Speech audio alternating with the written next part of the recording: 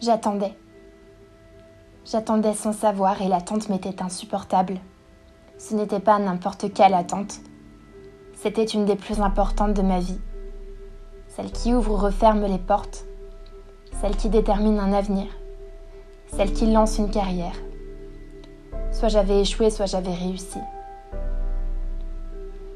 Pour être sincère avec vous, j'étais sûre d'avoir échoué. J'ai toujours quelques problèmes de confiance en moi, même si je travaille sur moi constamment. J'essaie toujours d'être optimiste, de croire que j'ai les capacités qu'on dit que j'ai. Et pourtant, je n'y croyais pas. Je ne pouvais pas réussir là où beaucoup trop de monde échouait. Je n'étais pas plus forte qu'eux, je n'étais pas plus intelligente. Mon mental n'était pas plus fort. Alors j'étais persuadée d'avoir échoué. Des souvenirs mal arrangés, des doutes sur tout ce que j'avais précédemment appris, et des épreuves où le hasard ne jouait pas en ma faveur. Ce jour-là, je ne tenais pas en place. J'ai attendu, j'ai tourné en rond et j'ai angoissé. J'étais sûre d'avoir échoué et pourtant mon attitude montrait que je n'en avais pas rien à faire, que ce résultat me préoccupait et que l'échec que je me prédisais ne serait qu'une souffrance.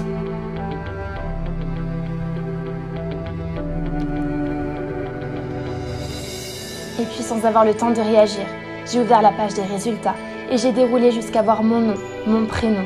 J'avais réussi. Aucune joie ne peut égaler celle-là. Aucun sentiment envers vous-même ne peut être plus fort que celui-ci. La victoire et la fierté que j'éprouvais envers moi-même se mélangeaient à mes larmes. Cette surprise, aussi forte soit-elle, m'a fait me remettre en question. Je ne suis pas nulle, je ne suis pas moins méritante. Je mérite d'obtenir les choses pour lesquelles j'ai travaillé, pour lesquelles je me suis battue, pour lesquelles j'ai fait des sacrifices. Pendant que les gens autour de moi s'amusaient, sortaient, je travaillais, j'étudiais pour moi, pour mon avenir et pour mon bonheur. Cette remise en question m'a fait comprendre que je n'ai pas le droit de douter de moi. Je n'ai pas le droit de me dire que je suis incapable de faire quelque chose. Je sais très bien que les résultats sont parfois injustes. Mais je sais très bien pourquoi je peux réussir. Le travail sur la confiance en soi est long, fastidieux et n'est jamais vraiment gagné. Mais ne croyez pas que vous n'êtes pas capable. Ne vous dévalorisez pas. Ne vous comparez pas. Vous pouvez réussir si vous le décidez, si vous avez la détermination nécessaire, si vous êtes prêt à faire des sacrifices et si vous travaillez pour. Si vous avez des rêves, des objectifs dans la vie, battez-vous pour les réaliser. Vous ne pouvez pas abandonner, vous ne pouvez pas croire que vous êtes incapable de les réaliser. La difficulté ne doit pas être un frein, mais une motivation, un défi. N'oubliez pas que ces objectifs créent votre futur. Avant d'essayer de changer le monde, on devrait déjà commencer par essayer de changer notre monde, de changer tous les « il faudrait que », les « et si », en « j'ai fait ça, j'ai réussi, j'ai gagné ».